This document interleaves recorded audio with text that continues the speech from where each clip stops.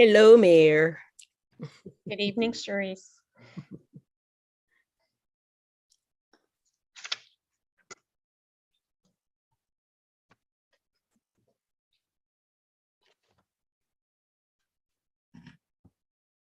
Hey, Mary Alice.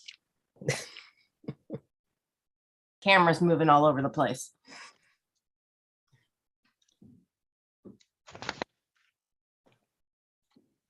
Let me see, do we have, oh good, we have a quorum.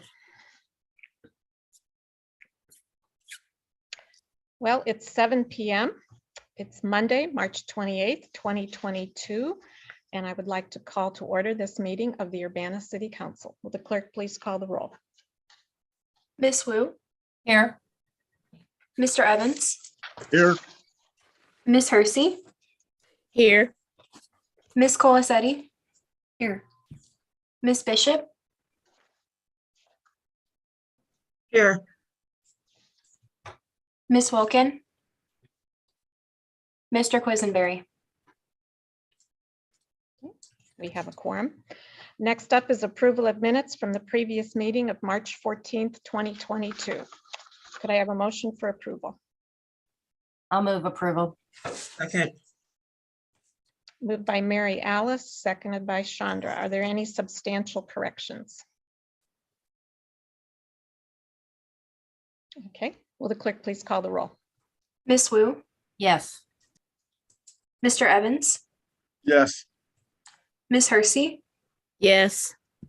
Miss Colasetti, Yes. Miss Bishop, Yes. and I don't believe, okay, that's everyone that's present. Okay, that motion passes. Is there any addition to the agenda? Don't believe there are any. We'll move on to public input and presentations. Tonight, we're prioritizing with council approval the first 30 minutes of public input specifically for receiving public comments concerning allocation of the American Rescue Plan Act recovery funds. We're taking input tonight at the City Council meeting and again next week on April 4th. There also will be an in-person listening session in City Council chambers on Tuesday, April 5th from 5:30 to 7:30 p.m. We encourage the community to provide opinions via a survey, which is at ccrpc.org/Urbana-ARPA. Marima or Lucas, could you show the slide, please?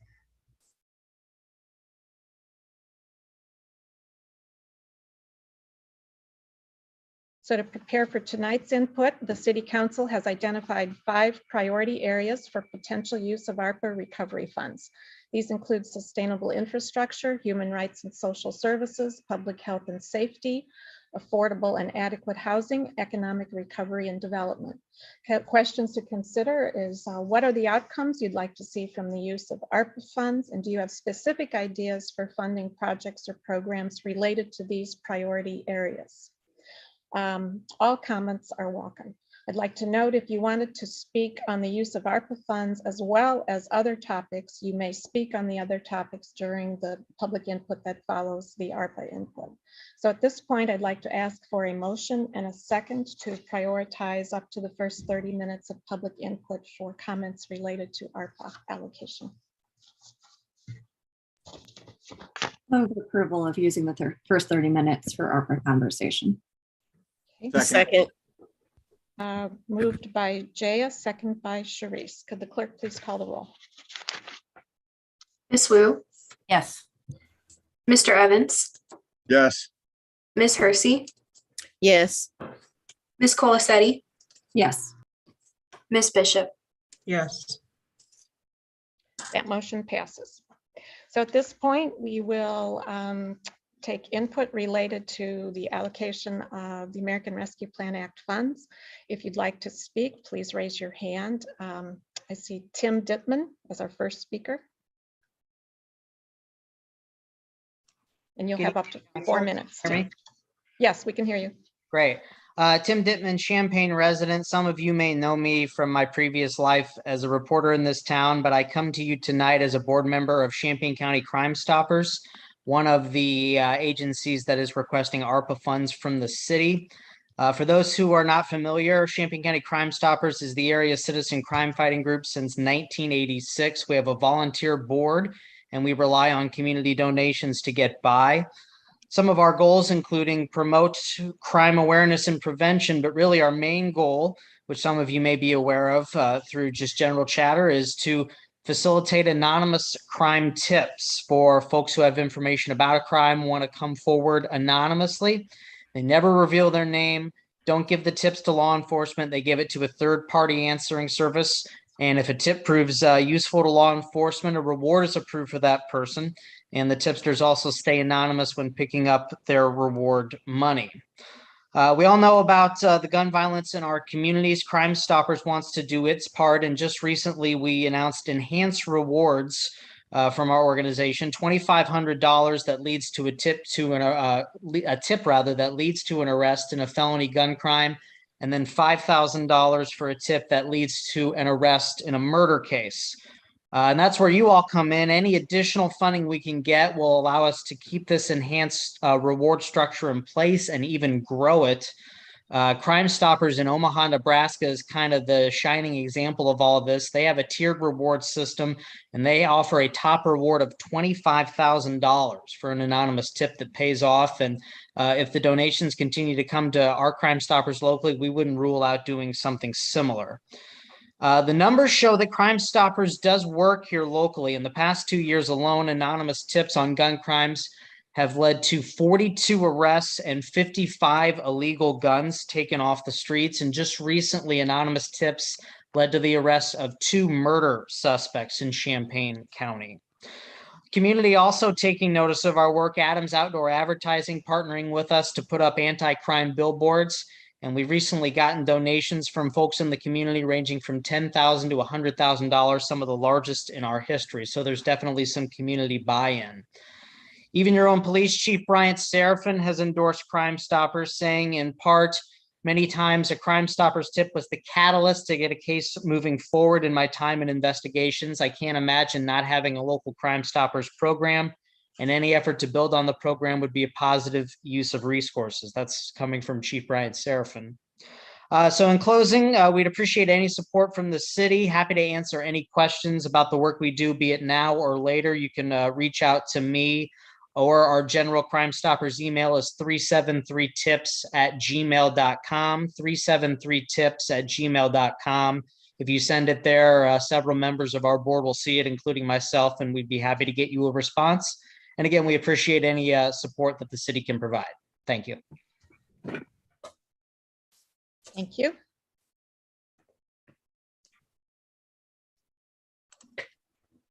Okay, does anyone else wish to address the council on the issue of ARPA allocations? I see Steve Fay.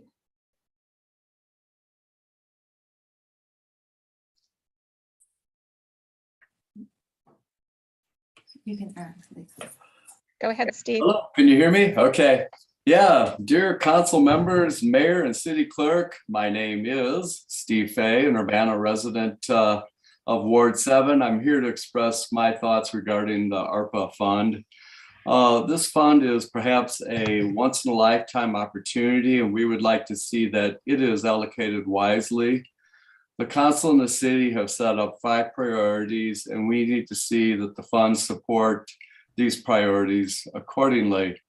To be clear, the public, according to the Department of Treasury website, treasury.gov, this fund can be used to invest in water, sewer, and broadband infrastructure that will support long-term growth and opportunity for our community.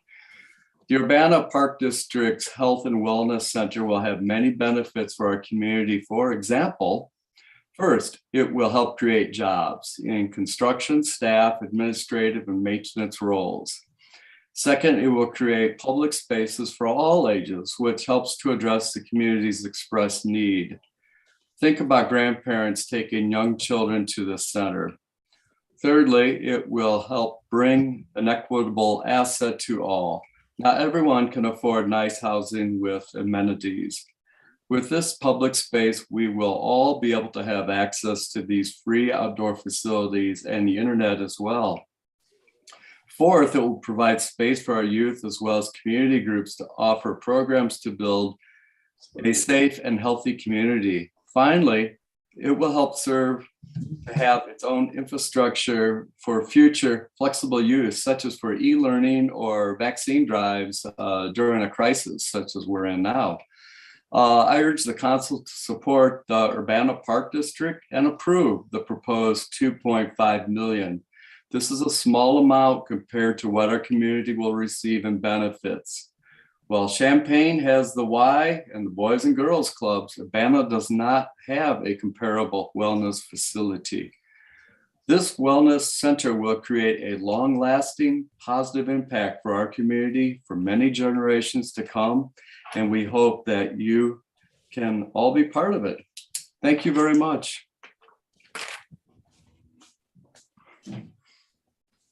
Thank you, Steve. Next up, Brandy McCoy.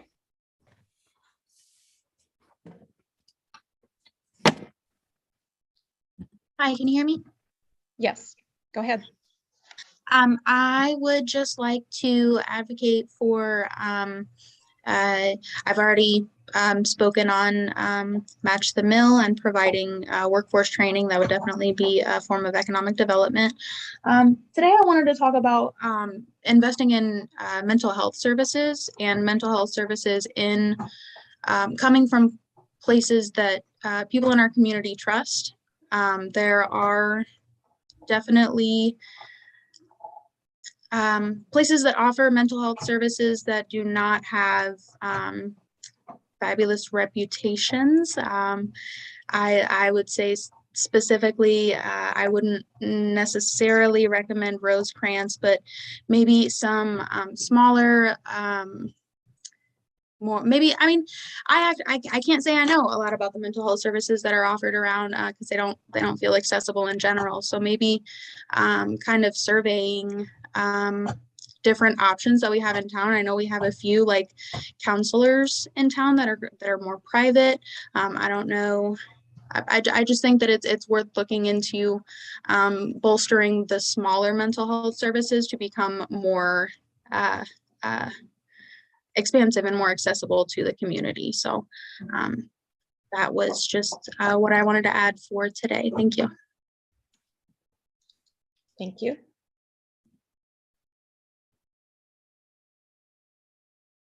Okay, does anyone else wish to speak on the ARPA allocations?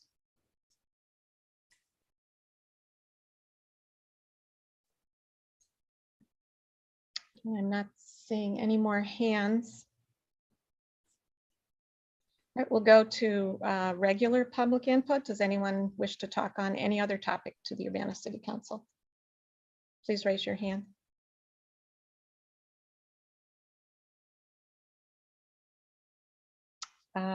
Check CU.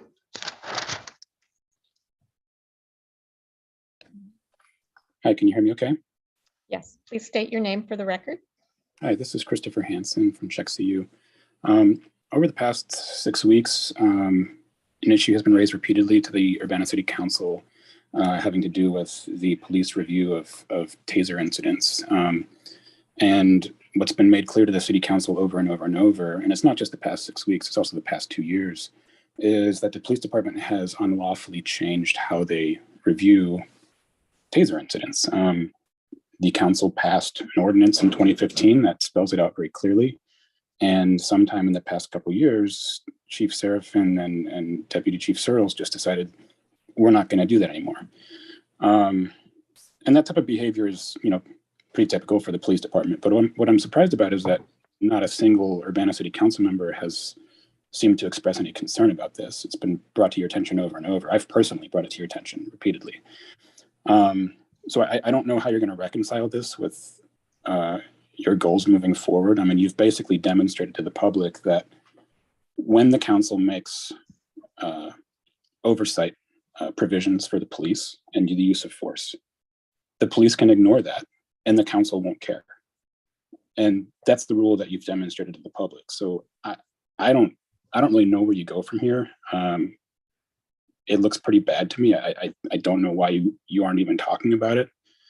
So my solution is that I'm going to be reviewing taser uses from now on. So I'll just be requesting the body camera footage and performing the reviews myself and just posting those online for the public to look at. I'll try to fix it from my end as best I can. The other problem that's been brought to your attention repeatedly is that the Urbana Police Department has been dispensing unlawful complaint forms for filing complaints against police officers. This has been pointed out over and over.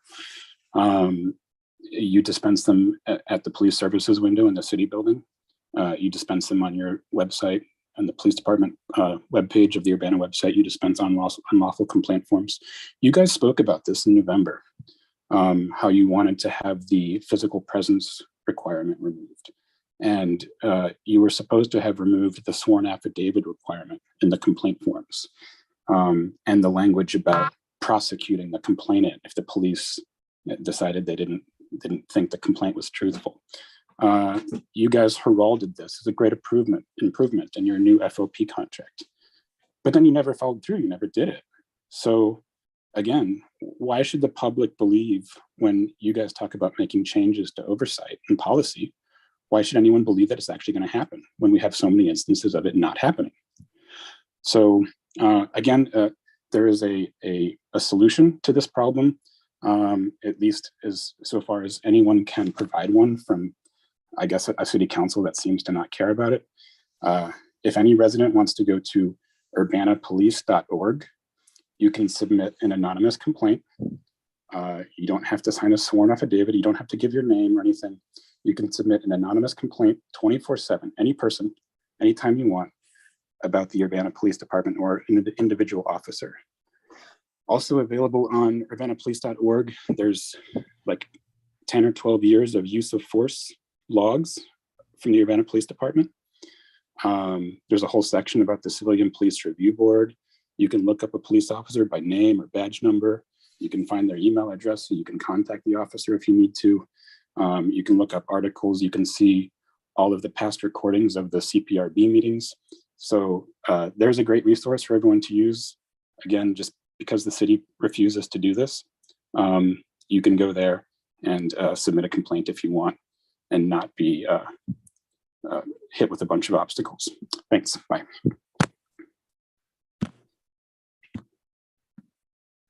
Okay. Does anyone else wish to address the Urbana City Council?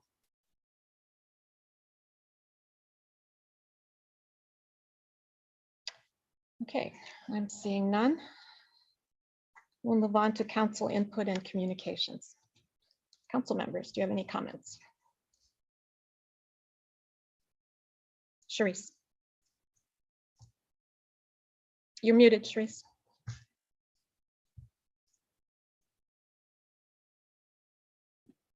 All right. On Sunday, March 27th, 2022, at approximately 7 p.m., Urbana police officers were dispatched to the 2000 block of North Lincoln in reference to a shooting with injuries.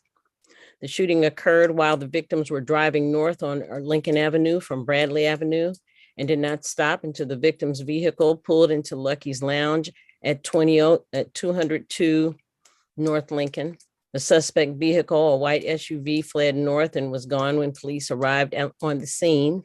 The shooter was only described as an African-American male and was seen shooting from the passenger side of the vehicle. Officers arrived within a short time and found a 23-year-old female and a 29-year-old male shot. Both victims were from Rantoul. Each sustained multiple non-life-threatening wounds to the arms, and the female sustained a grazed wound to the face. There was also a 3-year-old and a 1-year-old in car seats who were not injured by gunfire. The adults who were shot were transported via ambulance to a local hospital where they were treated for their injuries. The motive for this shooting is unknown and police are still investigating the incident. Police ask that anyone who has additional information to please contact police at 217-384-2320. Arrangements can be made for information to be shared privately. Anyone wishing to remain anonymous may also submit tips to Crime Stoppers by phone at 217-373-8477, online at 373tips.com or the P3 TIPS mobile app. Citizens are reminded that information submitted to Crime Stoppers is completely anonymous. Calls are routed to a third-party national call center that receives your information, completes a TIPS information form, and then passes the information to the appropriate law enforcement agency. Caller ID tracking is not utilized by Crime Stoppers, and conversations are not recorded. Crime Stoppers will pay cash awards of $5,000 for tips that lead to an arrest in any homicide case, $2,500 for tips leading to an arrest in a felony crime involving a firearm, and up to $1,000 for tips leading to the arrest of the person or persons responsible for any other crime. Thank you. Thank you. James Quisenberry. Thank you, Diane. I just wanted to apologize to my colleagues and the public again for being without a camera tonight. I'm coming to you from a car in North Carolina on my way to South Carolina. So I will not be using my camera. Thanks. Thanks. Chris Evans.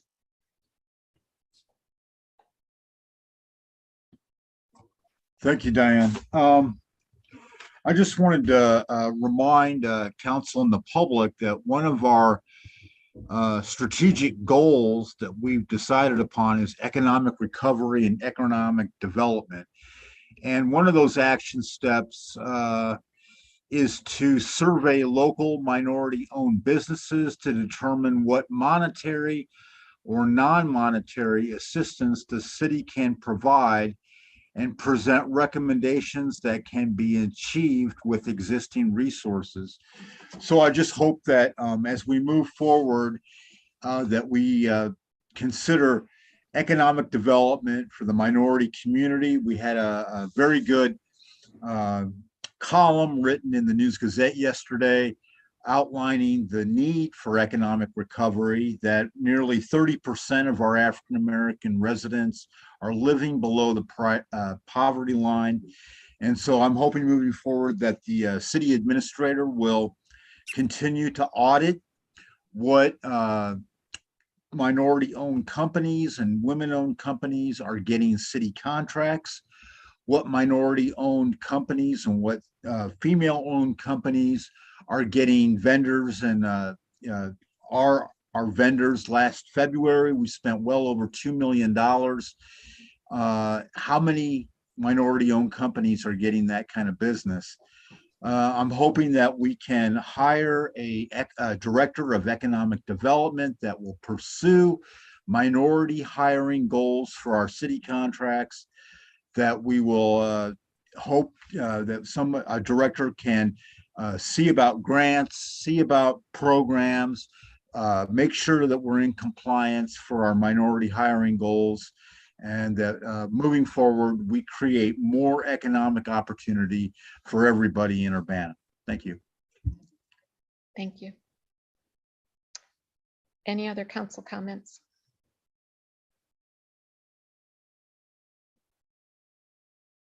Okay, I'm not seeing any hands raised. All right, we'll move on to unfinished business. There is none. And next is reports of standing committees, and that would be a report coming from Councilmember Christopher Evans. Thank you, Diane. Okay, so there is no items in the consent agenda, and we will go straight to resolution number 2022-03-024R, a resolution approving the transfer of volume cap in connection with private activity bond issues, single-family mortgage revenue bonds, and related matters. A private bond cap allocation assist program series 2022. And let me see. Sheila, you are on the panelist. Did you want to say anything further about this? And you, Chris, you I'll move go ahead this- and second that motion. Right. Do and this we was- need to make a motion first? Yeah, let's do Yeah, that. you need to then. make a Anybody? motion to approve. Okay, can I get a motion to approve? That's you. That's you. Oh, I'm making that motion. Okay, Yeah. so that's what I just No, did. I'm you- making the motion to do. Okay, you made a motion, and Mary Alice, did you second? I'll second the motion. Yeah. Okay, now, is there any discussion? Any further comments by Sheila? Nope, I'm happy to answer any questions anyone might have. Okay. Any questions for Sheila or comments? Okay, will the clerk please Okay, call I the guess roll? the clerk call the roll. Miss Wu, Yes. Mr. Evans, Yes. Miss Hersey, Yes. Miss Colacetti, No. Miss Bishop, No. Mr. Quisenberry. Yes. I have 4 yeses and 2 nos. That motion passes. Next item, Chris. Okay, next item, I'm making a motion for passage of resolution number 2022-03-027R, a resolution amending the 2021 capital improvement plan for Florida Avenue, federal raise grant. And Tim, did you want to say anything about this? Well, we need to get a second first, so you. Okay, move I'm that sorry. first. Get the second. Second by Chandra. Okay. Any discussion? And Public Works Director Tim Cowan is here if you have questions. Okay, will the clerk please call the roll? Miss Wu, Yes. Mr. Evans, Yes. Miss Hersey, Yes. Miss Colacetti, Yes. Miss Bishop, Yes. Mr. Quisenberry. Yes. 6 votes in the affirmative, that motion passes. Thank you, Chris. Yep. Next item on the agenda, reports of special committees. There are none.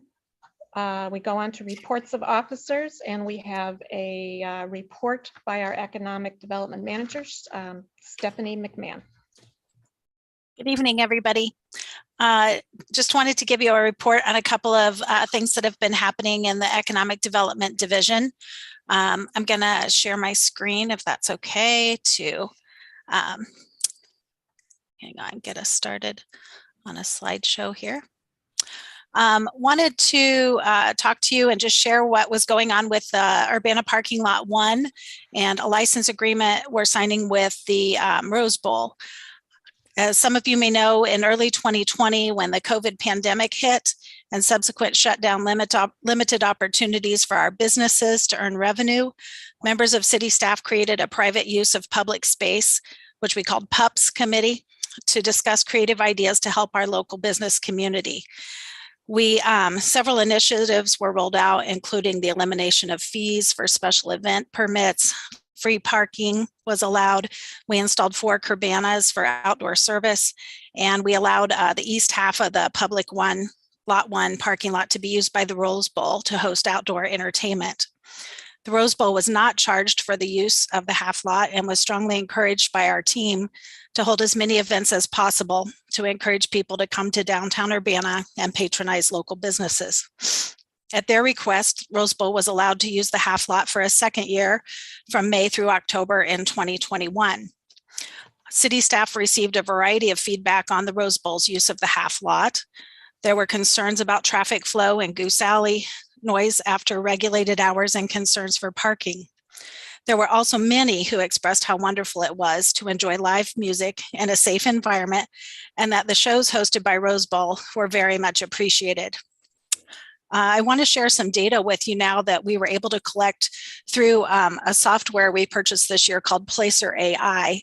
And this is a geofencing software that allows us to take a look at a specific area, and it actually tracks cell phones in that area, kind of similar to maybe you have seen in traffic, like if you're driving and it says there's an accident up ahead to reroute you. So it's that type of software. But we geofenced the east half of lot 1.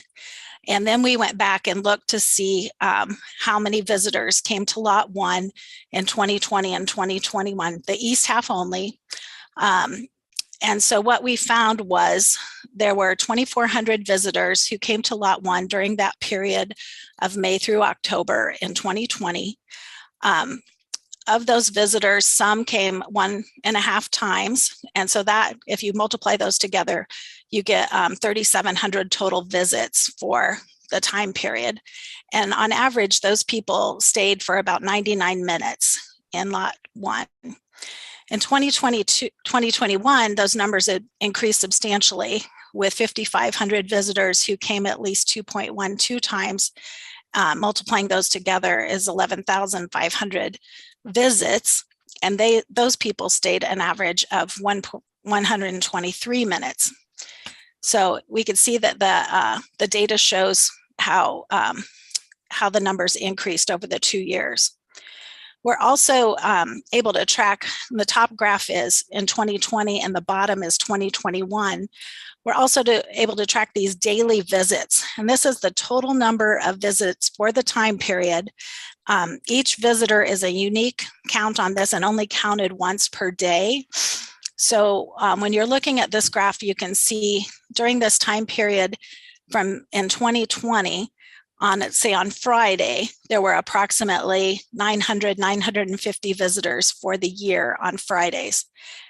And then on Fridays in 2021, for the same time period, there were over 2,000 visitors, because you can see that our scale changed because it was that many more people. And obviously the number of visitors to that half lot increased on all days and throughout the time period between the 2 years. We're also able to track hourly visits, and how this works is that people are counted multiple times for each hour of the day that they're there.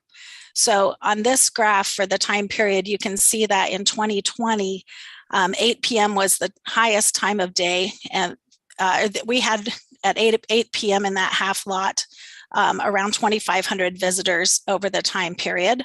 And then in 2021, that number increased to, say, 6,500, 7,000 over the time period for 8 p.m.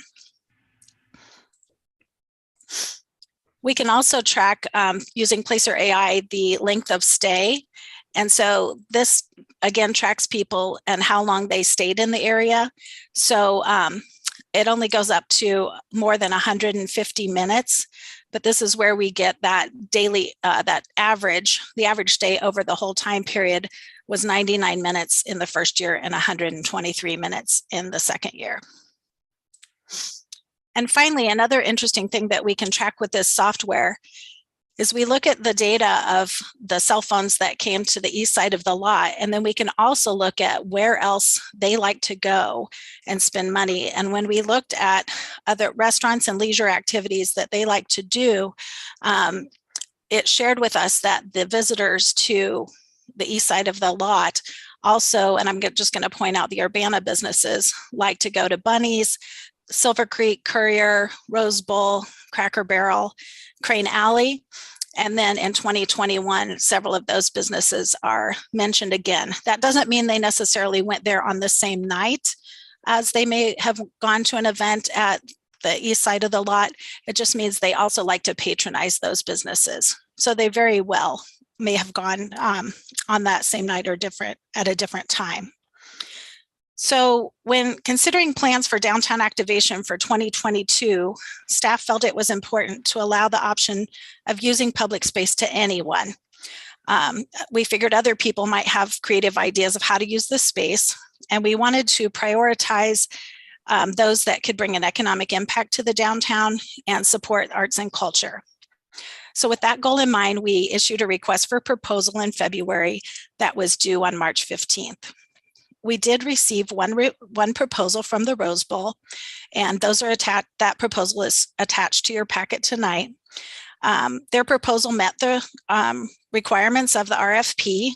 They are offering to hold at least a minimum of one event every day, May 1st through October 31st. They will encourage their audience to patronize area businesses, especially those offering food and drink. and they have been and will continue to partner with other organizations and performers to support their efforts. The Rose Bowl bid to pay a monthly license fee of $500, and owners have told me that they will promote the city parking garage as a place to park on their promotional materials for their events. The Rose Bowl proactively addressed in their proposal some of the concerns they had heard about continued use of the lot. One is to have an operational systems in place to ensure that the place looks nice daily. The second is to monitor overall volume of every event and reorient the stage to face away from affected residents. This is a mock-up of the layout they suggested. Last year, the stage faced to the north, and with this new proposal, the stage will face east. It will actually face the wall of bunnies. They have promised to limit amplified performances to no later than 9 p.m. Sunday through Thursday and 10 p.m. on Fridays, and follow city ordinances in regards to noise amplification, and to meet with city staff and planners to consult about traffic patterns. And we're already setting up a meeting to talk about that to see if there are ways we can help with traffic. The committee that met to review the proposal agreed unanimously in favor of the city signing a licensing agreement for the east half of the lot. And I do have a correction here. We were advised by legal counsel to not have an automatic renewal of 1 year. And so that has been taken out of the license agreement that was signed. So I've given you a lot of information about that. Now I want to talk to you just a few minutes about the Think Urbana program. Our Think Urbana program, as you know, is the residential enterprise zone program where new homes being built can receive 2 different incentives. One is sales tax exemption on building materials, and the second is property tax abatement over 5 years. This, of course, is for any new residential homes built within our enterprise zone. And I know I've showed you this map before. I just pull it up tonight to give you additional reference. So I guess we want to toot our own horns a little bit that 2021 was a very successful year for the enterprise zone program. The city issued 60 building permits for new homes to be built last year. And those homes represent an increase in assessed value of $13 million, which is a wonderful thing for the community. Those new homes are adding to our property tax revenue that comes into the city. And projections are that all of those new homes are going to raise the equal assessed value to $32 million. And on this graph I'm showing you now, you can see since 2017 how the equal assessed value of the city has gone up to that $32 million. And what this means is increased revenue from property taxes for all of our taxing bodies. So this is just an estimate of, based on that new current assessed value, of how much tax revenue should have gone up from taxing bodies, or is estimated to go up through this year. And you can see that the school is a large recipient of that benefit. So this is a really great thing. Our Cunningham Township Assessor, Wayne Williams, has said that 70 new homes were built in Urbana last year. He emailed me today and said it's closer to 65. But this, he said, is the most we've ever had. So he's going to be very busy assessing these homes as quick as he can. Stone Creek subdivision has had a lot of success with now 53% of the 105 home lots that were gifted to them have been sold to date. I put some information out there for you that Nick Hansen has said that within the homes built in Stone Creek, there was a construction cost of $7.9 million, giving an average cost of construction for new homes at around $334,000. But I want to share with you too, this isn't just large, expensive homes. We have just as many applications for homes that range from anywhere from 136,000 up to 725,000. So these are new starter homes too. They're not just new big mega homes. So the program is doing really well. Since January of this year, we've already received 26 applications for new homes. And we're expecting it to be another big year for the program. The enterprise zone as it is now expires at the end of 2031. So we still have some time to grow that equal assessed value. And there is a possibility, a potential to expand the enterprise zone an additional 10 years after 2031 if council at that time would want to pursue that. So I am glad to answer any questions you have or try to answer any questions you have. Any questions for Stephanie? Mary Alice? Oh, I'm sorry, James had his hand up. Yes, I wanted to share that over the past couple of weeks, I think I've received about 35 correspondence. I know many of my council members have received them as well. Some have been directly to me from my constituents, and overwhelmingly they've been in support of the impact that the Rose Bowl has had over the last 2 years with the use that they've been doing. I think about 10 of those people that contacted us seem to be representing businesses in downtown Urbana. And out of that 35, only 3 spoke negatively about it with concerns about parking. I'm curious if the city itself has received feedback other than that has come to council in support of the Rose Bowl and that use in downtown Urbana. I've received both positive and negative from businesses in the downtown. And I've received the same emails that you did, James, and they're overwhelmingly in favor of continuing it. Yeah, could you summarize, just give us an overview of the feedback that you've received from businesses? Yeah, I have. I've had 3 businesses who have concerns about parking in the downtown. And we do have a 2018 parking study that shows there's ample parking in the downtown for everyone, especially if the parking deck is used. So I'm sure I've read most of the emails you received too, that many people have said they don't have trouble finding parking downtown. And honestly, that would almost be a wish to be so crowded that with events and activities that we needed more parking. But I was told there's about 350 parking places within a quarter mile of our downtown. But I also have received emails from businesses and of course, lots of residents, and the survey Rose Bowl provided with lots of support. People like the activity it brings to the area. They appreciate that it's outdoors so that all ages can participate. I'm told people feel comfortable bringing children, senior citizens come. It's all ages are welcome there. So the letters we've received and emails have been much more in support. Thank you. Chris. Thank you, Diane. Thank you, Stephanie, for the great presentation. Those statistics about the parking lot use were amazing. Kind of creepy, but amazing. Great stats to know that. I just wanted to really quickly thank Martin and Charlie and Sam, the owners of the Rose Bowl, for compromising, being able to,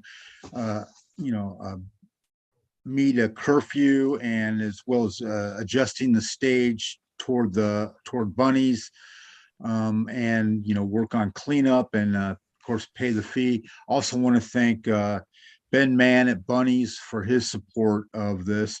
And like James, I got a ton of emails, and as Diane has referred to, everybody was very much in support. So just want to thank the community and the Rose Bowl for making this happen and making downtown Urbana a go-to destination. Thank you. Mary Alice. Well, since everybody's talked about the Rose Bowl, you guys have basically covered everything. I did want to thank staff for putting together a transparent RFP process so that anybody who wanted to utilize that parking space could. So thank you for pulling all that stuff together, Stephanie. I appreciate it. I wanted to move a bit to the Think Urbana program for a moment. And can you remind me, I know that the tax abatement is, I think, is it 5 years? Correct. It's 5 years. So new homeowners would receive 100% abatement from participating taxing bodies the first year, 80% the second, 60%, 40, and 20. Okay. And then what is that must be a huge process to go ahead and get those taxing bodies to sign off on tax abatement like that. Do you know roughly how long that process took?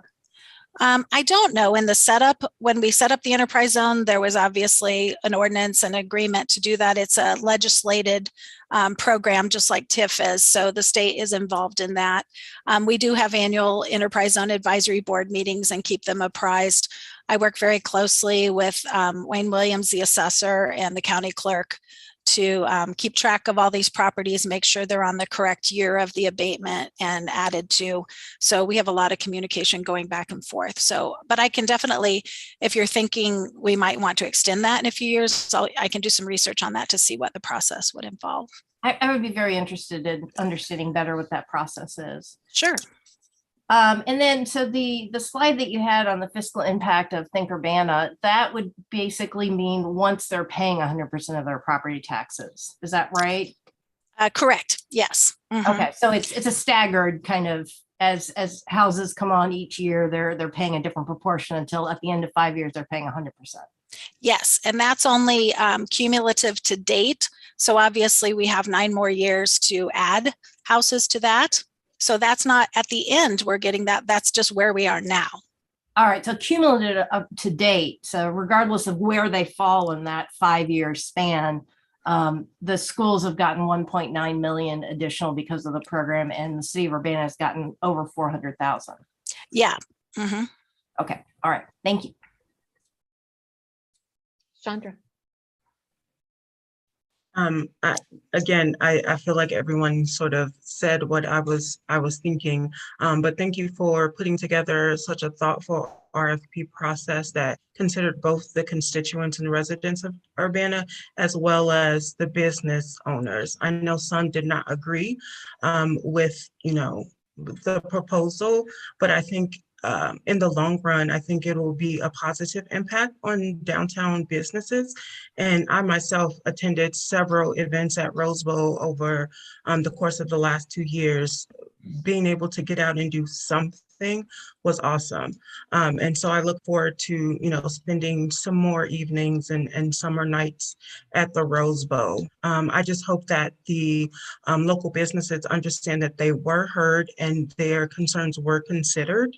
It's just that, we think that this benefit might outweigh any sort of inconvenience around parking. But as you noted, there are so many parking spaces around downtown Urbana, and I don't think anyone's necessarily opposed to walking a couple of blocks to visit a store or something, a restaurant or something like that. And that also encourages them to visit other businesses along the way. So I thank you for the thoughtful process and the information that sort of supports the reasoning behind the proposal. So thank you. Thank you. Jaya. Yeah, going to sound like a broken record coming after everybody else, but I appreciate the information on both of these items. I think they're great examples of innovative ways of supporting our city, and especially how the necessity of trying to do things differently during the pandemic, how city staff are really coming up with creative ways of maintaining the things that have been beneficial with this use of this parking lot. And just to echo, like other council members heard a lot of feedback. I really appreciate the feedback that we got from residents, just so that we could make sure we knew where people stood. And again, I know that the city staff took that very seriously as well. So thank you all for all your hard work on that. Thank you. I had a great team that helped Scott Tess and Darius White. We all worked a lot on the request for proposal to make sure it would be fair and have all of the information we needed as a community. Any other questions or comments? I would just add, I would remind folks that the other half of the parking lot is still available for parking, and it's very convenient to a number of restaurants in that area as well. So this really was the best of both worlds. And our special thanks to the economic development team. It's small but mighty here in the city of Urbana. Stephanie McMahon, Darius White is assisted by Andrea Rudia, Will Kolchowski, Carol Mitten, Sheila Dodd, Scott Tess on occasion. We all pitch in and sometimes wear two hats to move the city forward. So thank you very much to your team, Steph. Thank you. Okay, we'll move on. Any other reports of officers? I had a quick note that we, as of this Friday, April 1st, and this is not a joke, even though it will be April Fool's Day, we will be closing off submissions for the EQUAL program, the Equity and Quality of Life program. We're up to, I haven't added the last batch into my spreadsheet, but I think we're around 85 at this point. And so that's, I think that's plenty to get us started. And they're not all unique. There are some duplicates in there, but many of them are unique. And there's a lot of geographic dispersion around the city. So I've been really pleased with what we've seen so far. And some of the requests are operational in nature. And I've met with Tim and Tim Cowan and John Zeman when I was about halfway through the submissions to talk about some of the operational things we've seen so that everything can be addressed in some way. Not that doesn't mean everyone will be satisfied, but it means that we will have considered what they requested. So, and we'll do that with the remainder of them. And then I anticipate making my first report, my first substantive report to BPAC, who's helping me, kind of rack and stack the projects at their April meeting. So if you know of anyone else who plans to submit, they should do so by this Friday. Thanks. Thanks, Carol. And I should tell you, this program is getting national attention. We've had inquiries from as far away as, I think it was Minneapolis. Is that correct, Carol? Yes. For the EQUAL program. So this is an innovative and really another opportunity for people to communicate directly with the city government, which is great. Just a reminder to folks, we will return to in-person meetings next week, April 4th. That means we will also return to the in-person meeting rules. There's not a whole lot of change except the meeting rules regarding the public input, which allows for up to 5 minutes of public input and up to 2 hours per meeting. And those were the old meeting rules that we had been operating under. So we will be returning in person in city council chambers. And then again, a reminder that the in-person ARPA listening session will be the next day, Tuesday, April 5th from 5:30 to 7:30 p.m. also in council chambers. And both of these sessions will be televised on UPTV. Mary Alice? I just wanted to figure out if masks are required during city council meetings and at the ARPA discussion. They are recommended, and that follows the masking guidelines for the Urbana City Building at this point. So we will have masks in the back of the room, but they are not for these meetings, they are not required. Okay, thank you.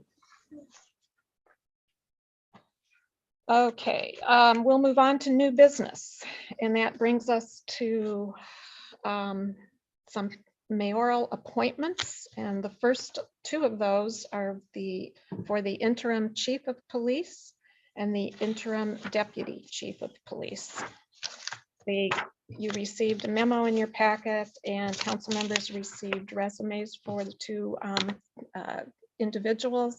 And I will also share with the public that council members met individually with Rich Searles and Matt Bain and had an opportunity to ask questions and address any concerns. And that was about probably a month ago now, shortly after Chief Seraphin announced his retirement. So I am pleased to submit the following appointments for your approval. For interim police chief, it would be effective April 2nd, 2022 through April 1st, 2024, or until filled, whichever is sooner. And we are going to be working very, very hard to make sure it's a lot sooner than that. Just for some background, Rich Searles has been with the city for about 24.5 years. He started as a police officer. He moved through the ranks as a sergeant and lieutenant before being promoted to deputy police chief in 2019. He has served as an adjunct instructor at the University of Illinois Police Training Institute. He has a bachelor's degree in sociology with a concentration in criminology and a master's degree in management with specialization in business value and project management, both from the U of I. He has also successfully completed the Northwestern University School of Police Staff and Command. The police chief job is one where the police chief leads the police department. Their mission to protect life, property, and the constitutional rights of all citizens within the city's jurisdiction, to serve our citizens by enforcing the law, preserving the peace, reducing the fear of crime, and to help create a safer environment in which to live. The police chief is responsible for the administration and management of the police department, plans, directs, coordinates, and administers police operations, support and training activities, and is responsible for ensuring compliance with applicable laws and regulations. And at this point, I would entertain a motion to approve Richard Searles as the interim chief of police. I'll move approval, excuse me, from the interim chief of police is Rich Searles for April 2nd, 2022 to April 1st, 2024. I'll second. Moved by Mary Alice, seconded by Jaya. Is there any discussion?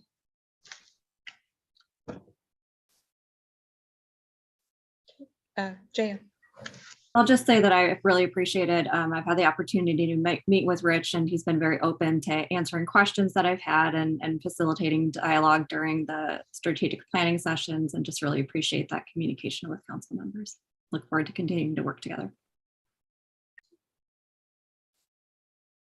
Sharice? I would like to say that I think that Rich Searles would make an excellent interim chief. I've gotten to know him the past few years as I've gotten to know Chief Seraphin as well. And we coalesce on a lot of things regarding community issues and stuff. But what I like most about the both of them is their willingness, at least with my experience, to listen and to take into consideration all sides of everything. So I think that Rich Searles will make an excellent interim police chief.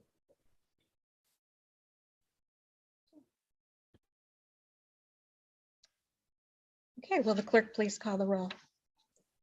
Miss Wu, Yes. Mr. Evans, Yes. Miss Hersey, Yes. Miss Colasetti, Yes. Miss Bishop, Yes. Mr. Quisenberry. Yes. That motion passes. Thank you. Next up is interim deputy chief of police, effective for April 2nd, 2022 through April 1st, 2024, or until filled, whichever is sooner. And I'm recommending the appointment of Matthew Bain. Matt Bain has been with the city for more than 22 years. He started as a police officer, was promoted to sergeant and then lieutenant. He currently serves as lieutenant in support services. Matt oversees all of civilian staff, including all of the front desk personnel. He coordinates the department's training programs and is the administrator for the records management system. He has also served as an adjunct instructor at the University of Illinois Police Training Institute. He has a bachelor's degree in criminal justice and psychology. Lieutenant Bain currently is attending the Northwestern University School of Police Staff and Command. In terms of what the job entails, the deputy police chief is responsible to the chief of police for the administration of all police operations, including enforcement of traffic laws, crime prevention, patrol and criminal investigation, administration of the records management system, budget and grant management. The position assists the chief of police in the administration of the department budget and supervises both sworn and civilian staff. And the deputy police chief reports to the police chief. Could I have a motion for approval? Sharice? I'd like to move for the interim deputy chief position to be filled by Matthew Bain, effective April 2nd, 2022 through April 1st, 2024, or until filled, whichever is sooner. Is there a second? I'll second. Is that Mary Alice? Moved by Sharice, seconded by Mary Alice. Is there discussion?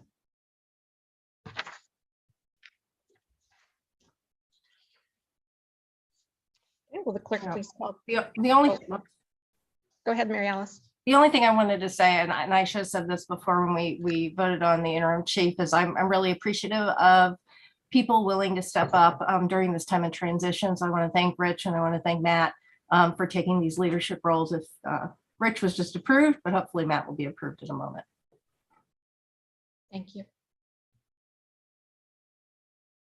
Okay, will the clerk please call the roll? Miss Wu, Yes. Mr. Evans, Yes. Miss Hersey, Yes. Miss Colasetti, Yes.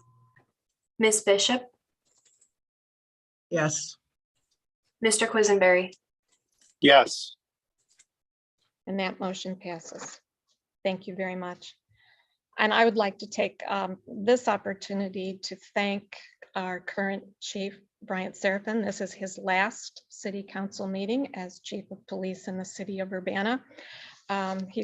Has spent his entire 27-year plus career as a police in law enforcement here at the city. He's developed many relationships over the years. And as chief, it's not a long period of time, but we made a great deal of progress in that period of time. During his tenure as chief, we implemented the use of body-worn cameras. We coordinated with the school district to implement full-time school resource officers at both the Urbana Middle School and Urbana High School. The department adopted the NAACP Illinois Chiefs of Police 10 shared principles. And with the community, we completed a full revision of the department's use of force policy. And most recently, we launched the pilot crisis co-responder team in partnership with Rosecrans, which pairs a social worker and a behavioral health detective for follow-up social services. So a great deal of progress under Chief Seraphin's leadership. He's served on many law enforcement committees, many community organizations, and in his personal time, he's also helped build habitat houses. He has coached Little League and is very active in the Boy Scouts. So I just wanted to thank Chief Seraphin for his service. It's always been with grace and respect, and it has been a pleasure to work with him over these, actually, since the day I arrived on city council many years ago. So I know he wanted to share a few words tonight. Thank you, Mayor. It's a weird time for me, at least. So I wanted to thank all who have made sort of this journey possible. I'm not going to run down a list, but for tonight, know that includes the council here. And councils before you that have worked with us. As some of you may know, I was a biology pre-med major when I came to U of I. And here I sit now after a slightly different career than I had originally planned. But throughout my time here, I've been able to meet all sorts of people from all sorts of different walks of life. And I've been thankful and grateful for this opportunity. I'd like to thank you for supporting Rich and Matt tonight as the city looks to review public safety and explore other ways of doing things and hire this new chief. I think you will be in good hands. Beyond those two command officers now, I want to please support all of the employees who work here at this organization. That's sworn officers, that's our civilian staff.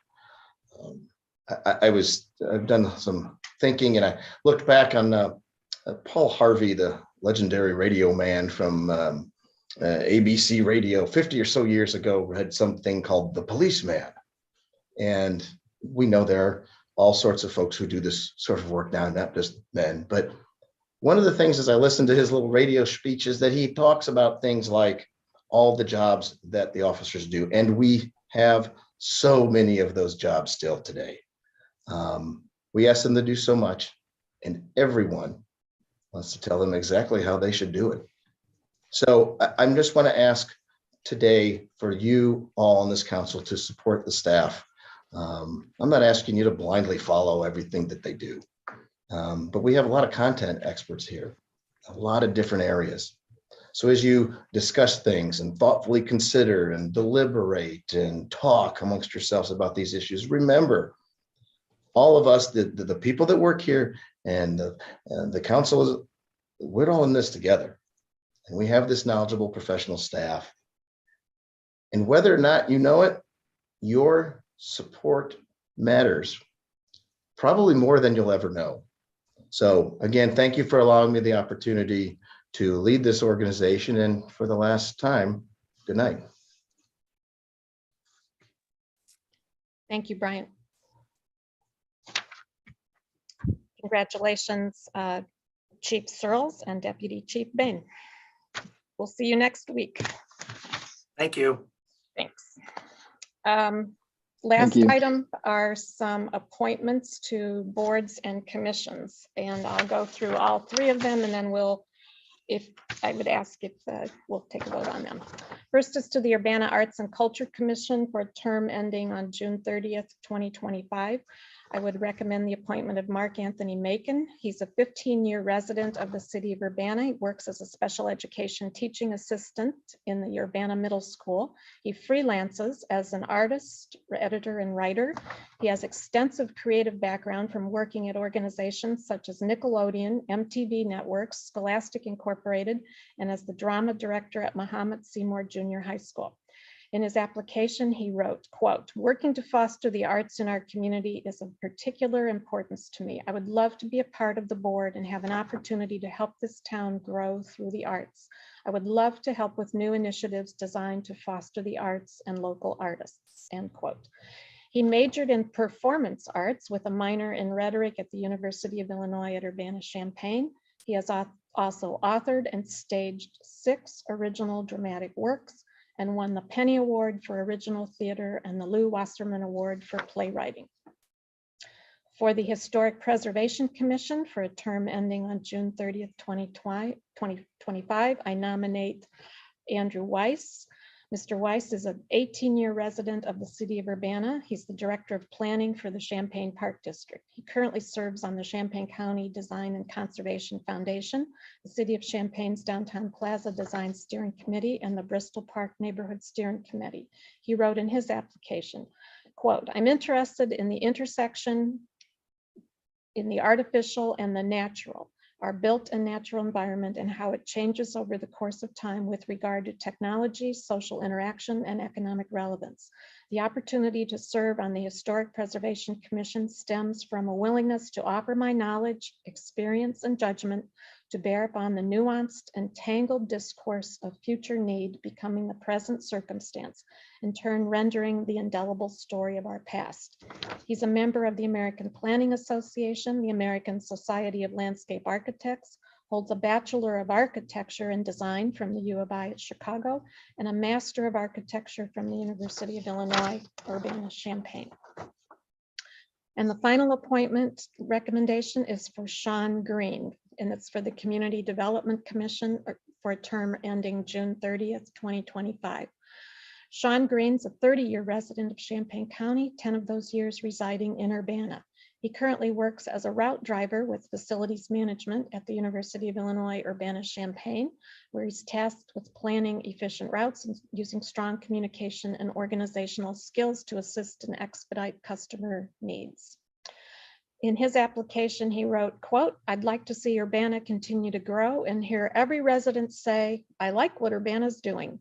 I love volunteering and trying to make our community a better place to live. I live in a community development target area and am interested in helping underserved youth and families with resource allocation, end quote. Sean has a long history as a youth mentor in the Urbana and Champaign area. He spent 5 years as an Urbana District 116 football coach, worked as a hall monitor at Edison Middle School. He's been a longtime volunteer coach with Little League Baseball and is a staff member of First String Incorporated, a local organization that has a direct impact on the communities of Northwest Urbana and Northeast Champaign, using baseball and other sports to guide youth in becoming productive citizens. So if you please, I would entertain a motion for these 3 individuals to be appointed to the Urbana Arts and Culture Commission, Historic Preservation Commission, and the Community Development Commission. I'll move approval for Mark Anthony Macon to the Urbana Arts and Culture Commission, Andrew Weiss to the Historic Preservation Commission, and Sean Green to the Community Development Commission, all terms ending June 30th, 2025. Second. Moved by Chandra, seconded by Sharice. Is there any discussion? Will the clerk please call the roll? Miss Wu, Yes. Mr. Evans, Yes. Miss Hersey, Yes. Miss Colasetti, Yes. Miss Bishop, You're muted. Yes. okay, Mr. Quisenberry. Yes. And that motion passes. And with no further business before this body, this meeting is adjourned. Thank you very much. See you in person next week.